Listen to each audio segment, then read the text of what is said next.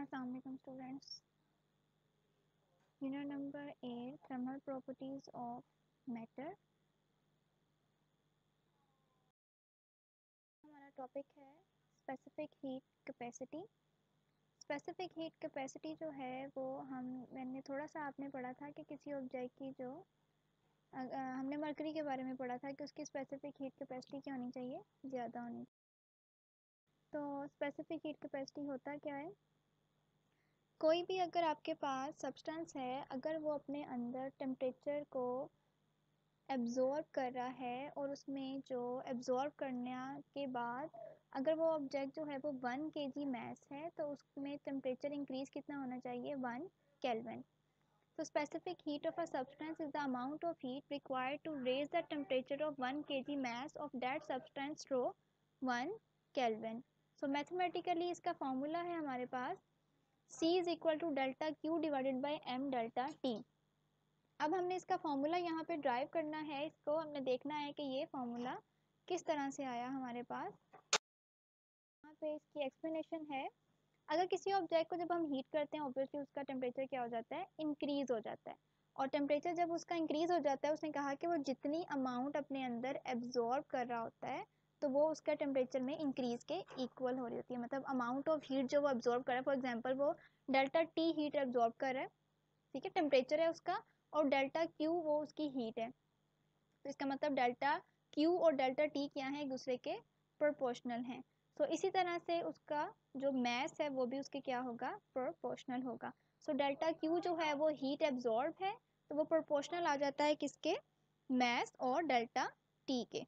तो प्रोपोर्शनलिटी का sign remove करके हम एक कांस्टेंट अप्लाई करते हैं। यहाँ पे हमने सी अप्लाई किया है जो कि क्या है, स्पेसिफिक हीट। अब हमने इसको रीअरेंज किया, C is equal to delta Q divide by M delta T, ये हमने यहाँ पे ड्राइव कर लिया। सो डेल्टा क्यू यहाँ पे क्या है, heat absorb by the body, और C क्या है, specific heat. C is the constant for proportionality called the specific heat capacity और simply called specific heat. So unit क्या होगा इसका, अब आपने बेसिक यूनिट्स में हमने फर्दर हम पढ़ते आ रहे हैं, तो ऐसे यूनिट मैस का क्या है, किलोग्राम, हीट का क्या होता है, जाउल, और टेम्परेचर का क्या होता है, केल्विन। तो ये वैल्यूज़ हम इस फॉर्मूले में पुट करेंगे तो हमारे पास जो यूनिट आता है स्पेसिफिक हीट कैपेसिटी का वो क्या है, जाउल पर केजी पर केल्विन। ये टेबल है आपका, table number 8.1, specific heat capacity of some common substances. तो यहाँ पे अल्कोहल, एल्यूमिनियम है, ब्रिक्स हैं, कार्बन है और डिफरेंट हैं, वाटर है, जिंक है, सैंड, सिल्वर, आयरन, आइस, ये सारे जो आपके पास सब्सटेंसेस हैं इनका स्पेसिफिक हीट कैपेसिटी यहाँ पे दिया हुआ है। इसको आपने ऑब्जेक्टिव के लिए अच्छे तरीके से लर्न करना है। और इस टेबल के अकॉर्डिंग अगर हम देखें तो सबसे ज़्यादा स्पेसिफिक हीट कैपेसिटी जो है वो वाटर 42 किलो जाउल पर KG. Importance of last specific heat capacity of water, देखेंगे वाटर की स्पेसिफिक हीट कैपेसिटी कितनी है, 4200 जाउल पर केजी पर केल्विन।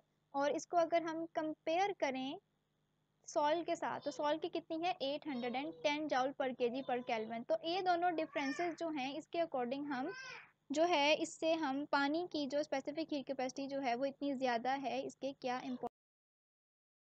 सबसे पहले इंपॉर्टेंस है कीपिंग अ मॉडरेट टेम्परेचर। कभी आपने सुना हो कि कराची में जो है वो टेम्परेचर जो है वो बहुत ज़्यादा गर्मी हो रही हो या बहुत ही ज़्यादा ठंड आ गई हो, तो ये पॉसिबल नहीं है, क्योंकि आपको पता है कि जो इलाके हमारे जो एरियाज़ जो हैं वो आपके सी शोर के साथ लगते हैं, मतलब आप जो साहिल समुंदर के साथ इलाके होते हैं वहाँ पे टेम्परेचर जो है ना तो ज़्यादा कम होता है और ना टेम्परेचर ज़्यादा बहुत ज़्यादा होता है। इसकी क्या वजह है, इसकी वजह ये है कि वाटर जो है वो अगर उसकी स्पेसिफिक हीट कैपेसिटी जो है वो 4200 जाउल पर केजी पर केल्विन है, इसका मतलब बहुत ज़्यादा है, तो उसको वन जो केजी मैस है वाटर का 1 केल्विन टेम्परेचर में इंक्रीज़ करने के लिए उसको इतनी हीट जो है वो रिक्वायर्ड है, ठीक है। अच्छा, अब यहाँ पे अगर हम देखें कि वाटर जो है वो देर से गर्म होता है और देर से ठंडा होता है, मतलब उसकी जो टेम्परेचर है वो देर से ठंडा गर्म होता है और देर से ठंडा होता है एज़ कम्पेयर टू अगर हम सॉइल लें।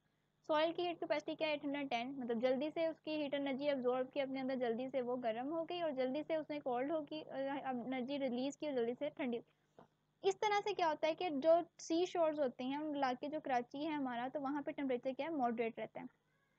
The temperature of land rises and falls more quickly than that of the sea. Hence, the temperature variation from summer to winter are much smaller at places near the sea than land from away from the sea. So, climate of region near a seashore like Karachi remains moderate. The presence of large water reservoirs such as lakes and sea keeps the climate of nearby land moderate due to the large reservoirs. उसके third second हमारे पास जो है इसकी importance है cooling system. तो ऐसे ही होता है कि जब कूलिंग सिस्टम जो होता है तो ऑटोमोबाइल्स में एक तरफ से हम जो है वो वाटर को, कोल्ड वाटर जो है वो अंदर जा रहा होता है और दूसरी तरफ से जो आपका जो इंजन है उसका वो उससे पास आउट होता है आपका, ठीक है। वहाँ पे क्या होते हैं, तो वहाँ पे जब पास आउट होता है इंजन के जो आपके जो पार्ट्स हैं वो आपस में स्ट्राइक करते हैं तो वो हीट प्रोड्यूस करते हैं।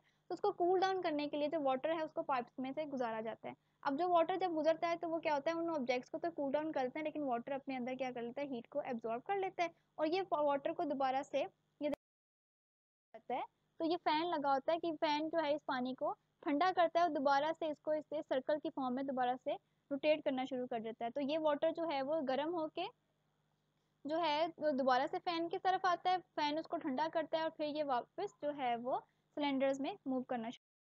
उसके बाद हमारे पास है water in the central heating system. Central heating system में भी सेम इसी तरह से होता है कि वाटर जो है वो एक तरफ से पास किया जाता है कोल्ड वाटर और उसको गर्म किया जाता है और दूसरी तरफ क्या होता है, तो वो हॉट वाटर जो है वो पूरे घरों में जो है वो डिलीवर कर दिया जाता है with the help of the pipes. तो ये आपका टॉपिक हो गया, बड़े अच्छे तरीके से आपने इसको लर्न करना है। ये आपका लॉन्ग क्वेश्चन है और इसको आपने बहुत अच्छे तरीके से इसको, thank you so much and this is all about this chapter.